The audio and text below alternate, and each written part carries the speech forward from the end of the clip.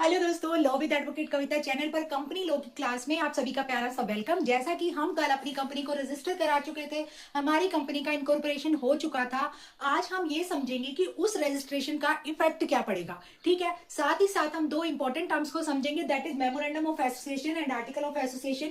इनका ओवरव्यू मैंने अब तक जो 4 क्लासेस हुई है कंपनी लॉ की, चारों क्लासेस में दिया है। आज थोड़ा सा डेप्थ में समझेंगे। तो first of all, without time waste किए, what is the effect of registration. तो इफेक्ट ऑफ रजिस्ट्रेशन से जो डील करता है दैट इज सेक्शन 9। सेक्शन 9 हमें बताता है कि कंपनी के रजिस्ट्रेशन का इफेक्ट क्या होगा, इफेक्ट ऑफ रजिस्ट्रेशन। तो फ्रेंड्स, इसका इफेक्ट सबसे पहली बात कि जैसे ही हमारी कंपनी रजिस्टर हो जाएगी, जो भी मेंबर थे, सब्सक्राइबर थे, शेयर होल्डर थे, सभी अब क्या हो जाएंगे, उसी कंपनी के मेंबर हो जाएंगे। ठीक है, और वो कंपनी क्या बन जाएगी, बॉडी कॉर्पोरेट बन जाएगी।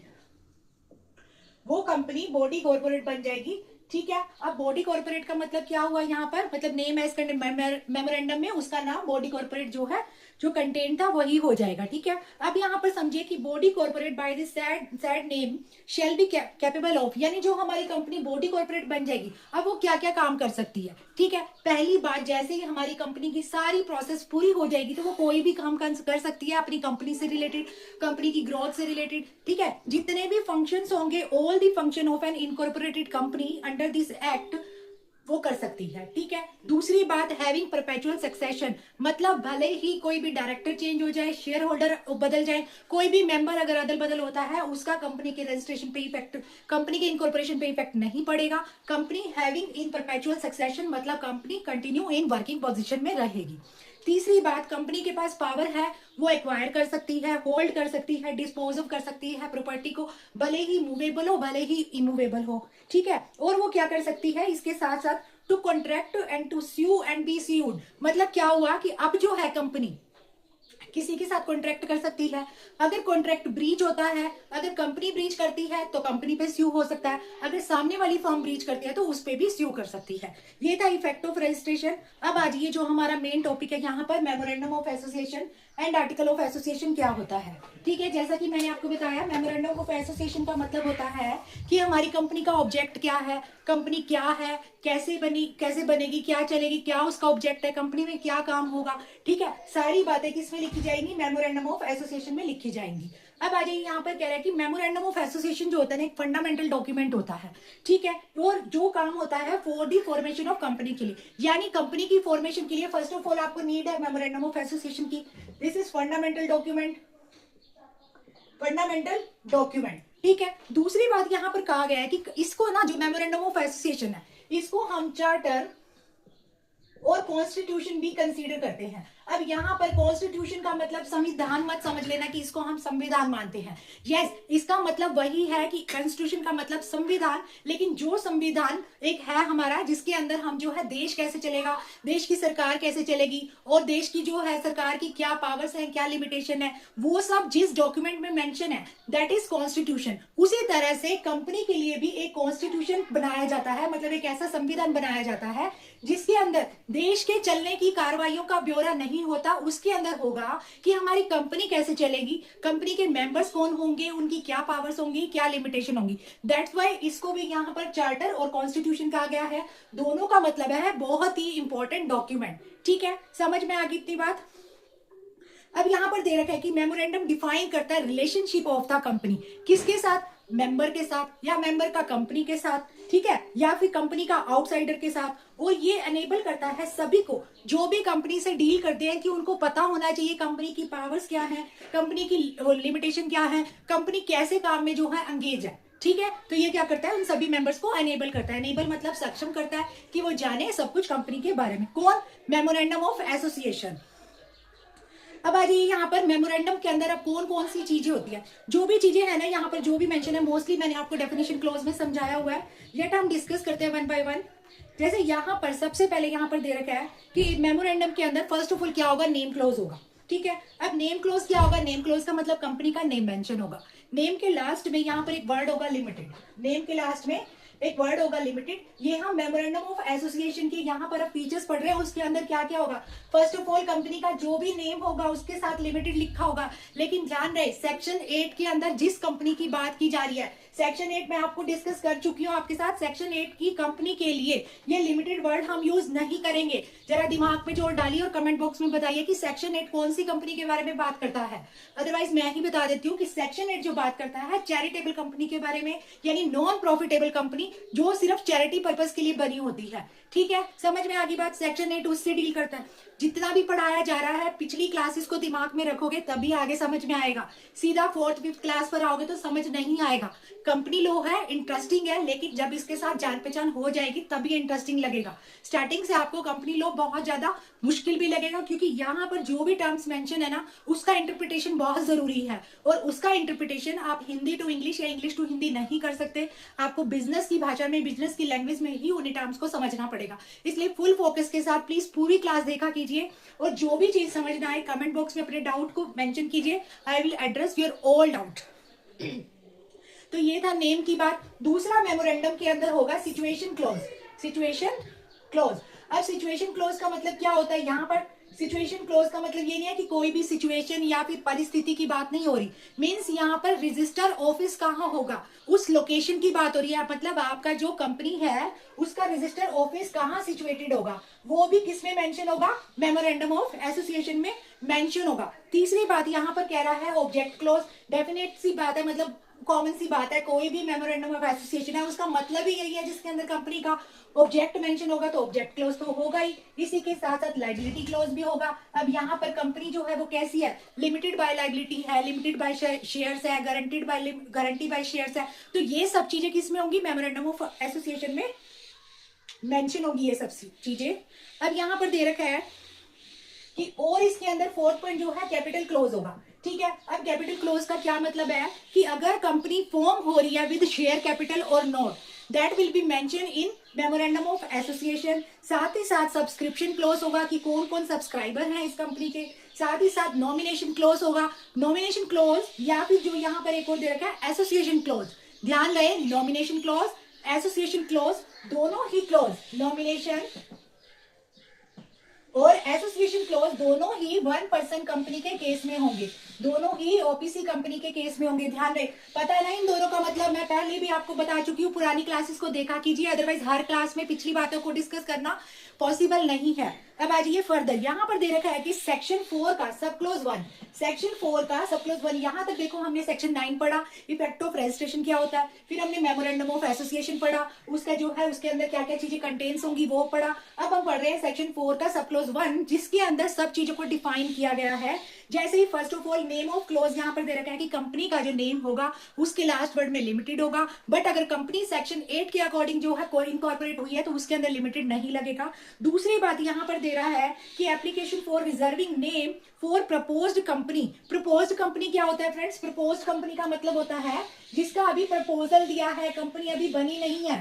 प्रपोज्ड कंपनी जो अभी बनी नहीं है, जिसका जस्ट अभी प्रपोजल दिया गया है, दैट इज प्रपोज्ड कंपनी। और यहाँ पर दे रखा है कि कोई भी पर्सन एप्लीकेशन लगाएगा रजिस्ट्रार के पास प्रपोज्ड कंपनी के मेंबर के लिए, उसके नाम को रिजर्व रखने के लिए। और कंपनी को यहाँ पर हमने पढ़ा प्रपोज कंपनी के लिए मेंबर के नाम को रिजर्व रखने के लिए। फटाफट से कमेंट बॉक्स में बताइए कि किसी भी कंपनी को इनकॉर्पोरेट करने के लिए फॉर्म नंबर क्या होता है।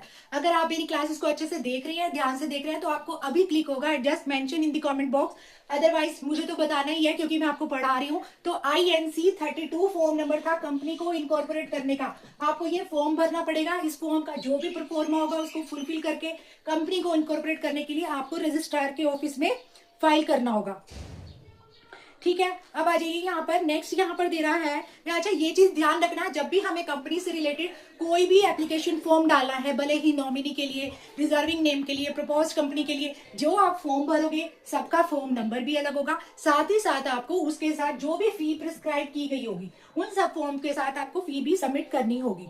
ठीक है, और यहाँ पर दे रखा है कि अगर आप मान लो एक बार आपने जो है फॉर्म जो सबमिट किया इनकॉर्पोरेट कंपनी के लिए, प्रपोज कंपनी के लिए, अगर उसका कोई भी रिप्लाई नहीं होता है या इनकेस कोई भी एक्सेप्शनल सर्कमस्टेंसेस में अगर इग्नोर होता है, तो जब आपने अपना फॉर्म भरा तो आप 15 डेज के अंदर अंदर रीसबमिट भी कर सकते हैं। ठीक है, इसी के साथ साथ यहाँ पर दे रखा है सेक्शन 4 के ही सब क्लोज 4 के अंदर आप क्या कर सकते हैं, इसके अंदर आप application for reserving the name for changing name of existing company. यानी यहाँ पर तो क्या था, प्रपोज कंपनी में आप अभी जो कंपनी बनी नहीं है उसके मेंबर के नाम को रिजर्व करने के लिए आपने यहाँ पे फॉर्म भरा, लेकिन सब क्लॉज 4 के अंदर ऑलरेडी एग्जिस्टिंग कंपनी है, लेकिन आप उसकी कंपनी को नाम को चेंज करना, आप उसमें किसी भी नाम को चेंज करना चाहते हैं, कंपनी के नाम को चेंज करना चाहते हैं, तो वहां पर आप उस नाम को भी रिजर्व करने के लिए रजिस्ट्रार के पास आप एप्लीकेशन दे सकते हैं। ठीक है, समझ में आ गई इतनी बात। अब आ जाइए, यहाँ पर कुछ रिस्ट्रिक्शन भी दे रखी हैं इसी के सेक्शन 4 के ही सब क्लॉज 2 और 3 के अंदर। यहाँ देखिए सेक्शन 4 के सब क्लॉज 2 और 3 के अंदर कुछ रिस्ट्रिक्शन दे रखी है regarding the name and use of words and expression they are in section 2 and 3। जैसे आपको पता ही होगा कि कई कंपनी जो होती हैं उनका जो भी नाम है तो वो टीएम करा लेती है, ट्रेडमार्क, या फिर उसको रजिस्टर करा लेती हैं, फिर उस कंपनी के नाम जैसा कोई भी नाम नहीं रख सकता, वो इलीगल होता है, वो ऑफेंस होता है। वही सारी चीजें यहाँ पर बेसिक डिटेल और बिल्कुल सिंपल लैंग्वेज में दी गई है। यदि आप पढ़ेंगे आपको पढ़ते ही समझ में आ जाएगा। अदरवाइज कुछ एक रेलिवेंट पॉइंट मैं आपको बता देती हूँ कि जो भी कंपनी आप बना रहे हैं उसका नाम किसी एग्जिस्टिंग कंपनी के नाम से आइडेंटिकल या रिजेंबलेंस नहीं होना चाहिए। ठीक है, दूसरी बात, ये ऑफेंस माना जाता है। तीसरी बात, अगर ऐसी किसी कंपनी को मान लो रजिस्टर कर भी दिया जाता है ना जिसका नाम किसी और से मिला हुआ होता है, तो ये माना जाता है कि सेंट्रल गवर्नमेंट जो है वहां पर क्या कर सकती है, यहाँ पर रजिस्ट्रार को उसने जो है एक पावर डेलीगेट की हुई है कि वो उस कंपनी के लाइसेंस को रिवोक कर सकते हैं। ठीक है, यदि फिर भी कोई एक्सेप्शनल केस ऐसा है, आपको वैसा नाम चाहिए, रिजेंबलेंस वाला चाहिए, then you have to take the permission of central government before the registration of that name. ठीक है, और उसके बाद यहाँ पर नेक्स्ट नाम जो यहाँ पर दे रखा है कि आप कंपनी के नाम के साथ, ठीक है, यहाँ पर दे रखा है कि कोई भी word and expression likely to give the impression that कि company in any way connect, मतलब कंपनी के नाम के साथ कोई भी इंप्रेशन ऐसा नहीं होना चाहिए कि लगे कि ये जो है गवर्नमेंट कंपनी है। ध्यान रहे ये बातें बहुत सिंपल, यहाँ पे जो है 4-4 5-5 लाइंस में लिखी हुई है। मैं आपको शॉर्ट फॉर्म में बिल्कुल क्रक्स बता रही हूँ हर एक सब क्लोज का।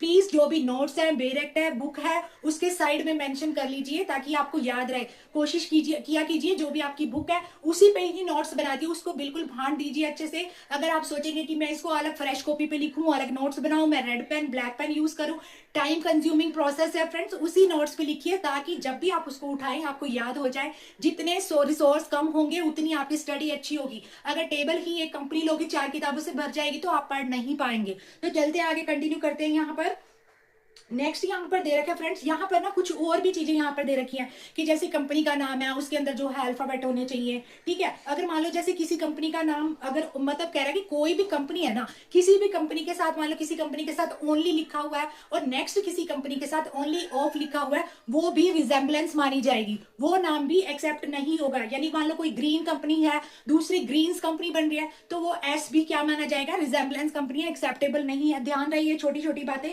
उसके बाद आ जाइए सब सेक्शन 5 पे। सब सेक्शन 5 हमारा बात करता है, सेक्शन 4 का ही सब क्लोज 5 हमारा बात करता है यहाँ पर रिजर्वेशन ऑफ नेम।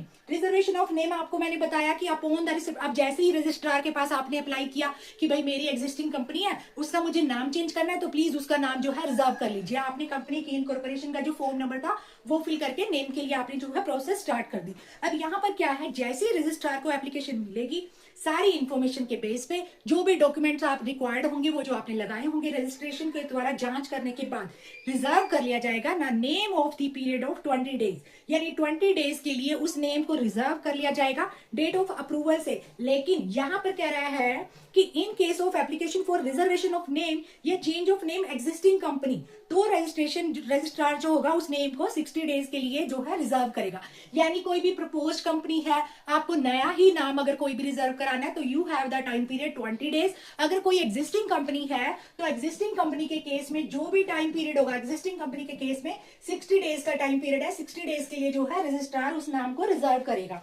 ठीक है, अब आ जाइए यहाँ पर सब सेक्शन 5 के अंदर एक चीज और दे रखी है। पहले तो आपने क्या कराया, रिजर्व कराया नेम। अब आपने इसी सेक्शन के अंदर क्या कराया, नेम को यू वांट टू कैंसलेशन, अगर आप कैंसलेशन करना चाहते हैं। ठीक है, तो अगर मान लो यहाँ पर दे रहा है कि वेयर आफ्टर रिजर्वेशन ऑफ नाम रिजर्व हो गया और ये माना गया कि कंपनी तो जो है वो इनकॉर्पोरेट हुई नहीं, तो रिजर्व नेम जो होगा वो क्या हो जाएगा, कैंसिल हो जाएगा। साथ ही साथ आपके ऊपर 1 लाख का जुर्माना लगेगा।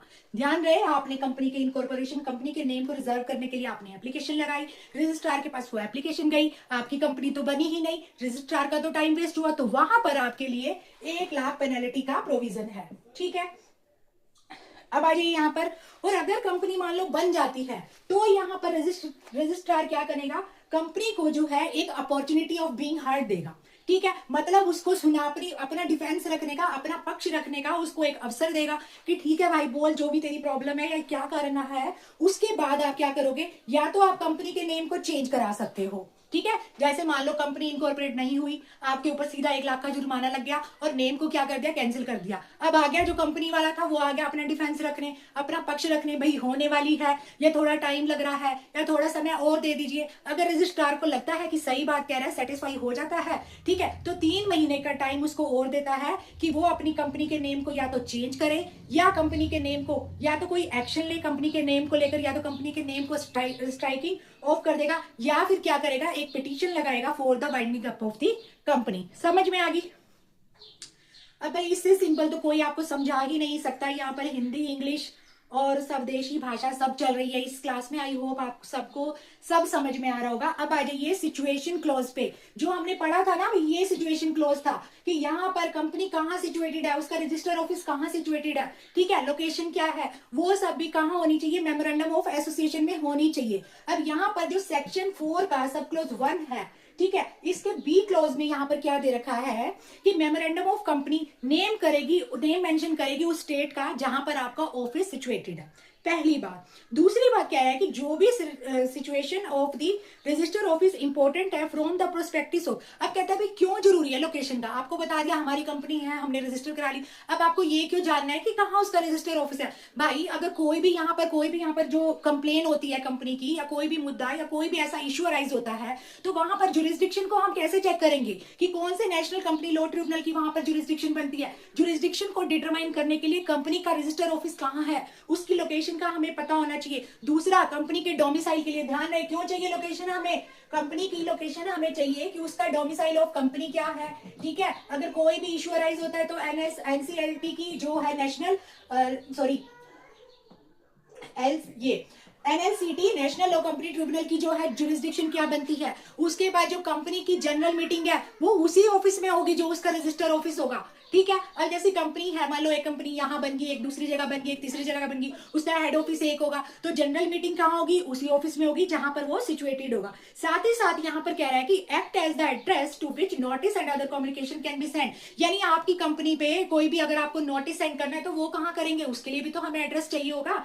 अब आ जाइए, company shall within 30 days of incorporation at all time thereafter have a register office capable हो जाएगी रिसीव करने के, एक्नॉलेज करने के जितनी भी कम्युनिकेशन एंड नोटिस में बी एड्रेस टू। यानी जैसे ही आपकी कंपनी इनकॉर्पोरेट हुई 30 दिन के अंदर अंदर कम्युनिकेशन स्टार्ट हो जाएगा। आपकी कंपनी को कोई नोटिस भेजना है या कोई भी यहाँ पर शो कॉज नोटिस, कोई भी अगर आपको जो यहाँ पर इशू अराइज होता है कंपनी से रिलेटेड, तो जो भी नोटिस आपको भेजना है आपके उसी एड्रेस पे भेजा जाएगा।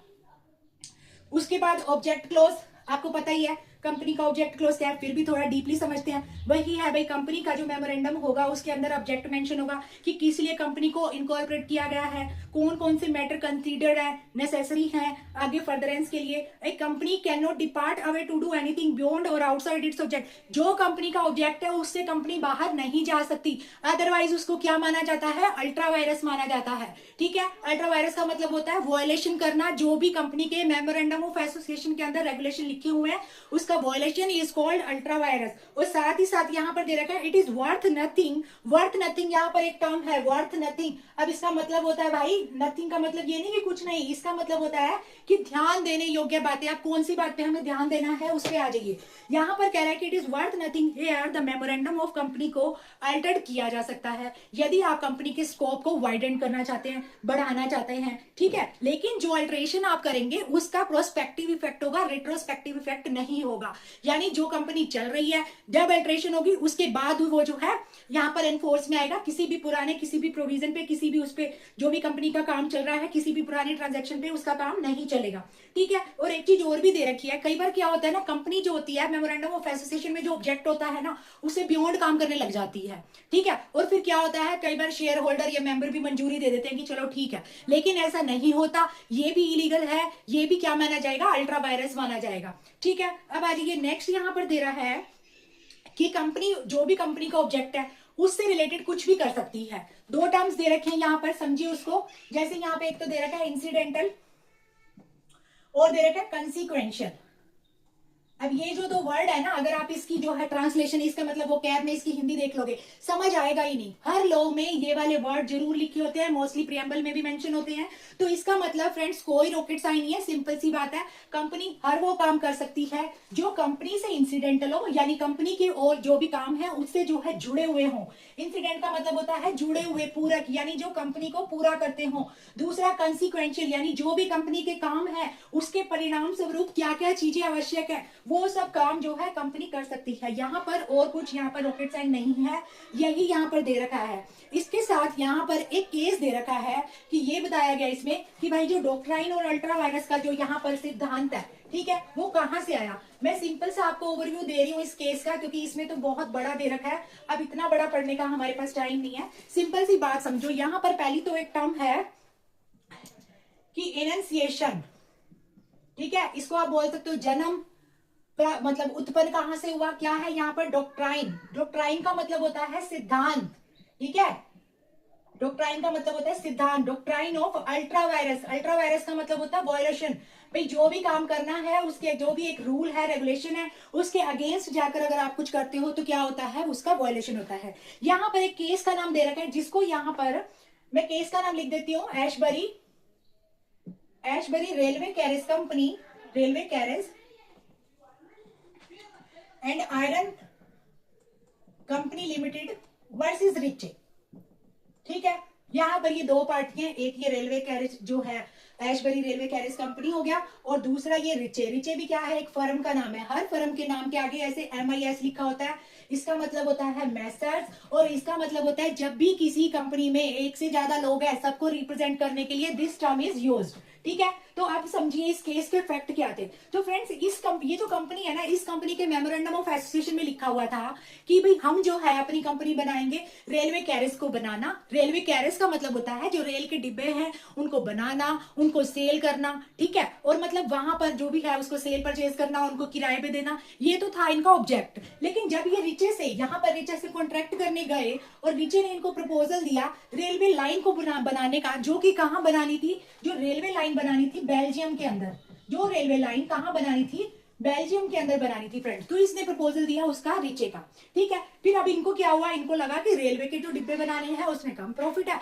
क्यों ना बेल्जियम में रेलवे लाइन ही बनाई जाए, उसमें ज्यादा प्रॉफिट था। अब इन्होंने पहले तो क्या किया, प्रपोजल एक्सेप्ट कर लिया, ठीक है। उसके बाद इनके होश में आए और इनको लगा यार ये ऑब्जेक्ट तो हमारे मेमोरेंडम ऑफ एसोसिएशन में है ही नहीं, तो ये हम कैसे कर सकते हैं, ये तो अल्ट्रा वायरस हो जाएगा। तो इन्होंने क्या किया, उस रिचे को मना कर दिया। मना करने का मतलब ये नहीं कि आप कहोगे कि रिचे को मना कर दिया, यहां पर जो टर्म हम यूज करेंगे that is breach of contract. तो क्या किया इस कंपनी ने, क्या कर दिया, ब्रीच ऑफ कॉन्ट्रैक्ट कर दिया। किसकी कॉन्ट्रैक्ट का, यहाँ पर रिचे के साथ जो भी कॉन्ट्रैक्ट किया उसका ब्रीच कर दिया, उसका उल्लंघन कर दिया, जो कि आप नहीं कर सकते हो, वो भी ऑफेंस माना जाता है। लेकिन यहाँ पर कॉन्ट्रैक्ट को ब्रीच करने के बाद भी ना तो इनको कोई भी जुर्माना हुआ, ना ही इनको कोई सजा हुई। ऐसा क्यों हुआ, क्योंकि फ्रेंड्स यहाँ पर मेमोरेंडम ऑफ एसोसिएशन में जो भी आपका ऑब्जेक्ट है, अगर आप उसके बियॉन्ड जाकर कोई भी काम करते हैं, काम अब यहाँ पर घर का काम नहीं है, कोई भी कॉन्ट्रैक्ट करते हैं, क्योंकि बिजनेस में कॉन्ट्रैक्ट होता है, एग्रीमेंट होता है, आप सब वो करते हैं, और अगर आप उसका ब्रीच करते हैं, उसके अगेंस्ट जाते हैं, तो वो अल्ट्रा वायरस माना जाता है,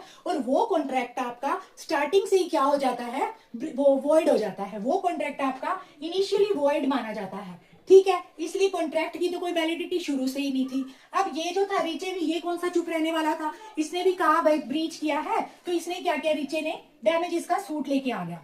क्या किया इसने, डैमेजेस का यहाँ पर सूट लेकर आ गया।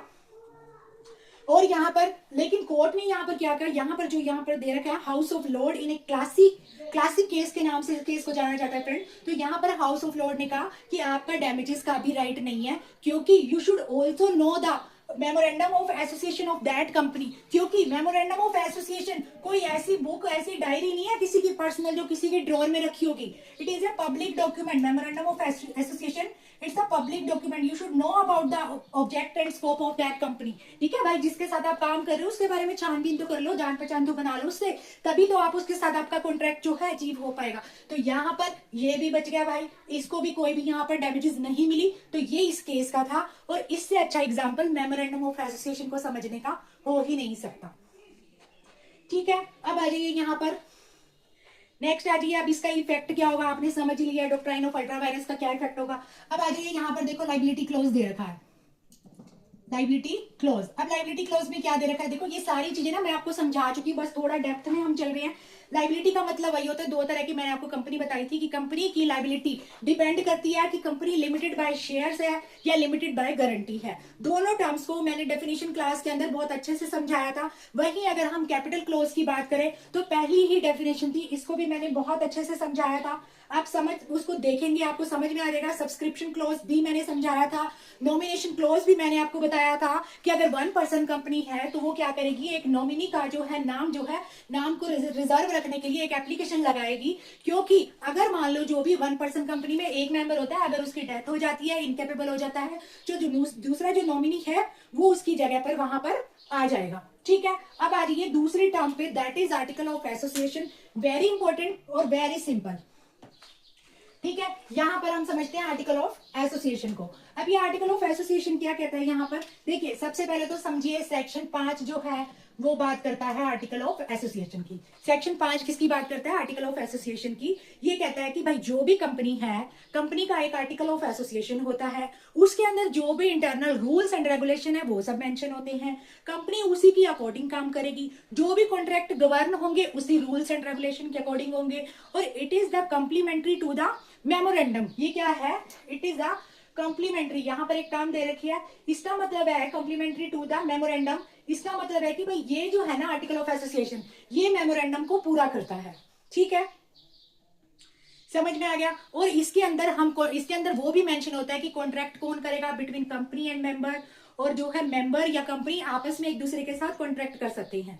ठीक है, और ये जो है सेक्शन 5 के अंदर जो रूल 10 और 11 है, इसी के अंदर मॉडल दे रखा है कि कैसा होगा आर्टिकल ऑफ एसोसिएशन, मतलब इसकी शक्ल कैसी होगी, ये सब इसके अंदर मेंशन है। ठीक है, एक वर्ड और यहां पर दे रखा है आर्टिकल ऑफ एसोसिएशन में, एंट्रेंचमेंट है ना, ट्रेंचमेंट। इसका मतलब समझिए, देखो एंट्रेंचमेंट का मतलब होता है कि कोई भी यहां पर जो भी कंपनी के आर्टिकल के अंदर जो भी रूल है ना, उसको अल्टर करना बहुत ज्यादा डिफिकल्ट है। क्या है, उसको अल्टर करना बहुत ज्यादा डिफिकल्ट है। इसी सेक्शन 5 के सब क्लोज 3 के अंदर एंट्रेंचमेंट का प्रोविजन दे रखा है। ये कहता है कि आर्टिकल के अंदर जो may provide the specific provision, जो भी कंटेन है आर्टिकल के अंदर, it may be altered only if condition that are more restricted and harder than those applicable in the case of special resolution और are met with compiled.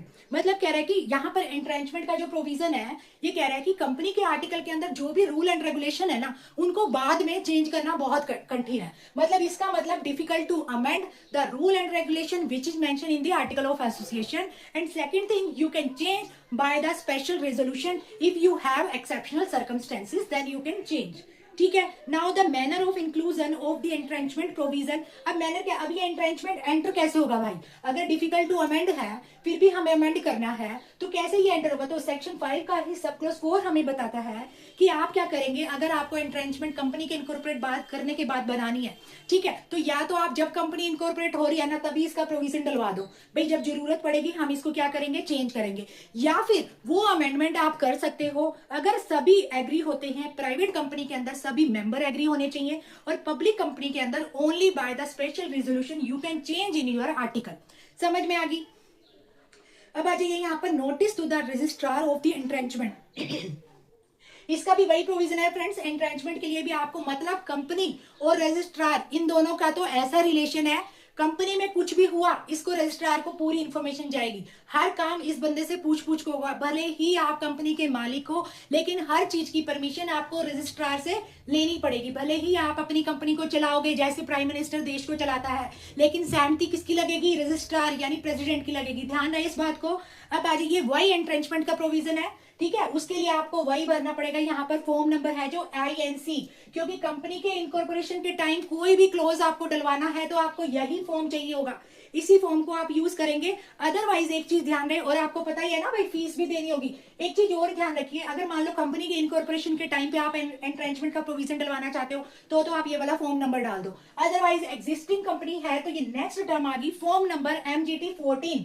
Form number MGT 14। अब इस MGT को देख के घबरा मत जाना, इसका मतलब जस्ट इतना ही है, मैनेजमेंट एंड एडमिनिस्ट्रेशन से रिलेटेड फॉर्म। ठीक है, इसका मतलब बस ये साथ साथ लिख लिया करो, ये मत सोचा करो सुन लिया और याद हो गया, नहीं, तुरंत पेंसिल से लिखो वहीं पे। मैनेजमेंट एंड एडमिनिस्ट्रेशन रिलेटेड अगर कोई भी फॉर्म है, कोई भी चेंजमेंट करनी है एग्जिस्टिंग कंपनी के अंदर, तो ये फॉर्म जो है रिक्वायर होगा, और विद इन 13 डेज आप जो है यहाँ पर जो है विद इन 30 डेज जो है आप ये प्रोविजन इसके अंदर डलवा सकते हैं।